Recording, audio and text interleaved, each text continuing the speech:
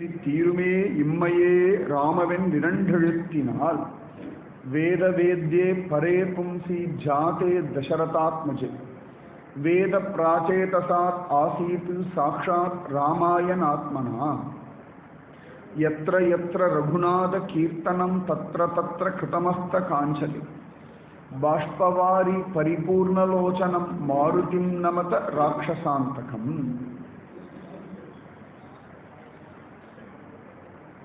जय जानकी कांत स्मरणं जय जय राम राम. पुरुष प्रयत्नम தெய்வ சங்கல்பம் இது ரெண்டும் சேர்ந்ததுதான் ஜீவிதம். தெய்வ சங்கல்பம் மட்டும் இருந்தா போதாது, புருஷ பிரயத்தனமும் அவசியம். புருஷ பிரயத்தனம் மட்டும் இருந்தா போதாது, தெய்வ சங்கல்பம் அவசியம். இது ரெண்டும் இருந்தா தான் லோகத்திலே ஜெயிக்க முடியும், ஜீவிக்க முடியும். நல்ல ஒரு கிருஷி பூமி இருக்கு, நல்ல விதையெல்லாம் இருக்கு, நல்ல மழையெல்லாம் பெய்யும், பக்கத்துல நல்ல நதி ஜலம் எல்லாம் இருக்கு. இவ்வளவும் இருந்தா உடனே விதை தானா முளைச்சுடாது. இந்த கிருஷி பண்றதுக்கு ஒரு விவசாயி வேணும். அவன் இருந்து பிரயத்தனம் பண்ணான் அப்படின்னா, அந்த விதையெல்லாம் நட்டான், காலாகாலத்துல களையெல்லாம் பிடுங்கினான் அப்படின்னா ஜோரா அறுவடை பண்ணலாம். ஒரு நல்ல விவசாயி இருக்கான், நல்ல கிருஷி பூமியெல்லாம் இருக்கு, விதையெல்லாம் இருக்கு, காலகாலத்துல மழை பெய்யல, நதியில ஜலம் இல்லை அப்படின்னா இவன் என்ன பண்ணாலும் பிரயோஜனம் இல்லை. அப்ப புருஷ பிரயத்தனம் தெய்வ சங்கல்பம் ரெண்டும் ரொம்ப அவசியம். எல்லாருடைய வாழ்க்கைக்கு ரொம்ப அவசியம். இது 99% தெய்வ சங்கல்பம், 1% ஒரே 1% புருஷ பிரயத்னம். அந்த 1% நம்ம ஒழுங்கா பண்ணிட்டோம்னா போதும். அந்த ஒண்ணு பண்றதுக்குள்ள நம்ம படுத்துற பாடு இருக்கு பாருங்க.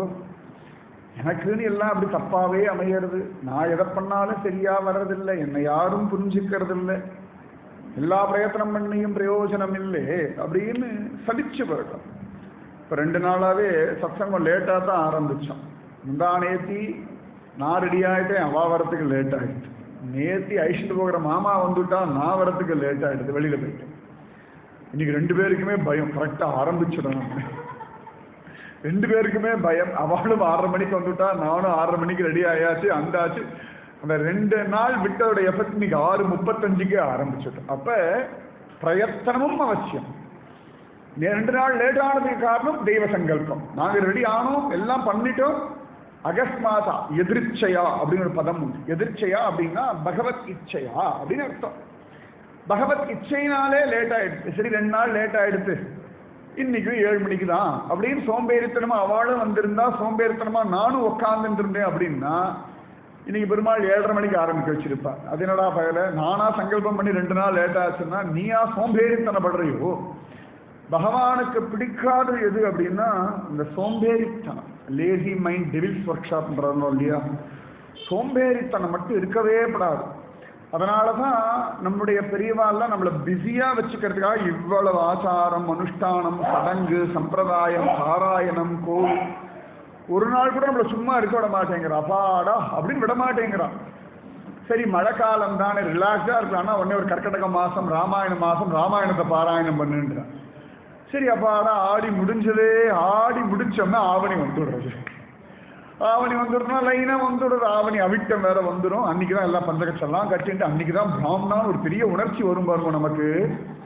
அந்த 2 நாள் மட்டும் பிராமணால பார்க்கவே லோகத்துல பெரிய பாவம் எதுன்னா அந்த ஆவணி அவிட்ட சமயத்துல மட்டும் பிராமணால பார்க்கறது. அன்னைக்கு வா பண்ற அட்ராசிட்டி அப்படிதான் சொல்லணும், அநியாயம் தாங்க முடியாது. மற்ற நாள்லாம் பிராமண தன்மை எங்க போச்சுன்னே தெரியாது. அன்னைக்கு தான் எல்லாம் வரும். காமோகாஷின், மன்யூரகாஷின் எல்லாம் வந்துடும், காயத்ரி எல்லாம் வரும். அதுக்கப்புறம் பூனல் பாட்டுக்கு ஆணில தொங்கிட்டு இருக்கும். 100க்கு 90 பேர் அப்படிதான் தொங்கிட்டு இருக்கு. நிறைய பரிகாசமா சொல்லலை, ரொம்ப துக்கப்பட்ட அந்த வார்த்தையை சொல்றேன். எல்லாருக்கும் இந்த பாக்கியம் வாய்க்கிறது இல்லை. கிடைச்ச பாக்கியத்தை எப்படி நழுவ விடுறோம். ஆவணி முழுக்க கோகுலாஷ்டமி வந்துடும், லைனா மாத்தி மாத்தி திருவோணம் எல்லாம் வந்துடும். ஒரு மாசம் கூட அப்பாடா இது என்ஜாய் பண்ற மாசமே பெரியவா வைக்கல. எல்லா மாசமுமே பகவத் அனுபவம், பகவத் அனுபவம், பகவத் அனுபவம். அந்த பகவத் அனுபவத்தை பிரயத்தனப்பட்டு தான் நம்ம அடையணும். அனுபவம் கொட்டி கிடக்கு. பகவான் எல்லா இடத்துலையும் இருக்கான். பகவானுடைய அனுகிரகம் கருணா வருஷம் வருஷிச்சுட்டு தான் இருக்கு. அதை வாங்கிக்கிறதுக்கான ஒரு சத்பாத்திரமா நாம நம்மள மாத்திக்கணும். ஆண்டாள் சொல்ற, வாங்க குடம் நிறைக்கும் வள்ளல் பெரும் பசுக்கள் நீங்காத செல்வம் நிறைந்து சத்பாத்திரமா மாறணும். சத்பாத்திரமா நம்மளை மாத்துறதுக்காகத்தான் இவ்வளவு விஷயங்கள் நம்ம சனாதனமான தர்மம் பண்ணிருக்கு. வெறும் மனுஷ ஜென்மம் அடைஞ்சதுனாலே மட்டும் சத்பாத்திரம் இல்லை, இதை பர்ஃபெக்டா மாத்துறதுக்காகத்தான் இவ்வளவு விஷயங்கள். இந்த ஸ்வர்ணம் தங்கம் பார்த்தோம்னா மண்ணோட மண்ணா கலந்து கிடக்கு. அப்படியே எடுத்து ராவா யூஸ் பண்ணிட முடியாது. முதல்ல அதை வெட்டி எடுக்கணும். அதன் பிறகு பார்த்தோம்னா அது தேவையில்லாததெல்லாம் எடுத்துடணும். அதுக்கப்புறம் அதை நன்னா உருக்கணும். அதுக்கப்புறம் தேவையானதெல்லாம் ஆட் பண்ணணும். அதுக்கப்புறம் அதை கம்பியா நீட்டணும், அப்படியெல்லாம் பண்ணி அப்புறம் வெட்டணும், வளைக்கணும். இத்தனையும் பண்ணா ஒரு ஸ்வர்ண ஆபரணமா அது மாறுறது. அதுக்கப்புறமா தான் அதுக்கு ஒரு அழகு வர்றது. அதுக்கப்புறமா விலையே ஜாஸ்தி. சாதாரண ஒரு தங்க கட்டியை விட ஒரு ஆபரணமா வாங்கிட்டோம்னா சேதாரம் கூலி எல்லாம் சேர்த்து போட்டு நல்லா விலையேற்றி விட்டுடுறான். அப்ப அந்த தங்கம் இவ்வளவு ப்ராசஸ் ஆனாதான் அது பத்மநாபருக்கு ஒரு ஸ்வர்ண ஆபரணம் பண்றோம்னா கூட அது இவ்வளவு ப்ராசஸ் ஆனா பத்மநாபனுக்கு தானே. அப்படியே தங்கத்தை வெட்டி அப்படியே கொடுத்து பத்மநாபா எல்லாம் உன் திவ்ய சங்கல்பம் இது அழகா ஒரு ஸ்வர்ண ஆபரணமா மாறிடும்னா சொல்றோம் இல்லையே. அதுக்கு இவ்வளவு ப்ராசஸ் ஆனாதான் பத்மநாபனுடைய திருமேனியில ஸ்வர்ண ஆபரணமா பரிமளிக்கக்கூடிய ஒரு பாக்கியம் அதுக்கு வாய்க்கிறது. அதுபோல நம்முடைய ஜீவிதத்திலே பலவிதமான சம்பவங்கள்லாம் நடக்கிறது. நம்ம எல்லாமே அதை நெகட்டிவாவே பார்த்துட்டு இருக்கோம், பாசிட்டிவா எடுத்துக்கவே மாட்டேங்கிறோம். அந்த காலத்திலலாம் தந்தி வந்தாலே அழுதுருவான், யாரோ போயிட்டா அவ்வளவுதான். அது நல்லதாகவும் இருக்கலாம். முக்காவாசி தந்தி வந்துடுது அப்படின்னா அச்சோ யார் போனா உடனே யாரெல்லாம் ரொம்ப பாவமா இருக்கோ அவளெல்லாம் அனுப்பிடுவோம். கடைசியில பார்த்து அவ சௌக்கியமா திருடகாத்திரமா இருப்பான். அந்த காலத்து இப்ப தந்தி இல்லை எதிர்ச்சுவாங்க. இப்பயே ராத்திரி 12 மணிக்கு மேல போன்லாம் வந்து எடுத்துனா என்னமோ அவ்வளவுதான். எவ்வளவு சாதாரண ஒரு விஷயத்த கூட யாரோ இல்லை அவசரமா வந்துட்டு இருக்கேன், வண்டி லேட் ஆயிடுது, சர்ப்ரைஸா வரணும்னு பார்த்தா ரொம்ப லேட் ஆயிடுது, இப்பதான் ஏர்போர்ட்ல இறங்கினேன், ஸ்டேஷன்ல இறங்கினேன் அப்படின்னு சொல்றது போன் பண்ணுவோம். நம்ம அதுக்குள்ள யாரும் அனுப்பிடுவோம். ஸோ நெகட்டிவா நினைக்கிறதுன்றது ரொம்ப ஈஸியா வந்துடுச்சு. இதை மாற்றி எல்லாத்துலேயும் பகவத் அனுகிரகம், பிளெஸிங் இன் டிஸ்கைஸ் அப்படின்றோம் இல்லையா, எல்லாத்துலேயும் ஒரு பிளெஸிங் உட்கார்ந்து இருக்கு, ஒரு ஆசீர்வாதம் ஒளிஞ்சுட்டு இருக்கு. அதை நாம உணரணும். அதுக்காகத்தான் ஸ்ரீமத் ராமாயணம் முதற்கொண்டு எல்லா விஷயங்களுமே. அதுலேயும் பகவான் சொல்றான் பிரயத்தனம் பண்ணு. ஸ்ரீமத் ராமாயணம் முழுக்க பார்த்தோம்னா ராமனுடைய பிரயத்தனம் அத்தியாச்சரியமா இருக்கு. ராமனா இருக்கட்டும், லக்ஷ்மணனா இருக்கட்டும், பரதனா இருக்கட்டும், சத்ருகனா இருக்கட்டும், சுந்தரகாண்டம் முழுக்கவே பிரயத்தனம் தான். ஆஞ்சநேய மூர்த்தியுடைய பிரயத்தனம் பிரயத்தனம் பிரயத்தனம் பிரயத்தனம். ராம விஷயமா தானே போறா. நான் ராமான்னு ஜெபிக்கிறேன், எல்லாம் அப்படியே கண் முன்னாடி தெரியட்டும், சீதா இருக்கும் இடம் எனக்கு இப்பொழுதே தெரியட்டும், ஒரு மாய கண்ணாடிலாம் வச்சு பார்க்கவே இல்லை. பிரயத்தனப்படுறார் யாரு?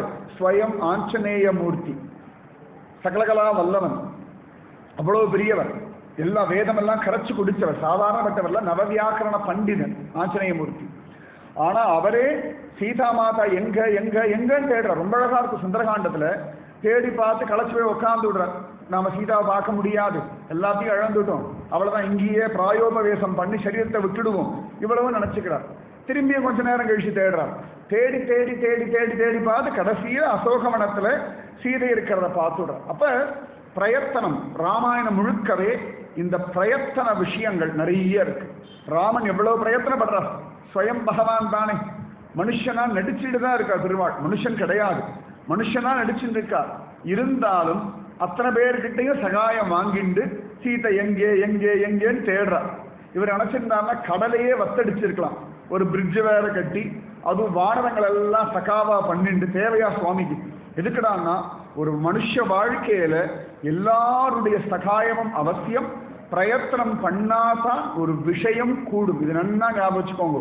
பிரயத்தனம் இல்லாமல் பக்தி கூட வராது. பத்மநாபருடைய திருவாண்டத்துல இருந்தாலும்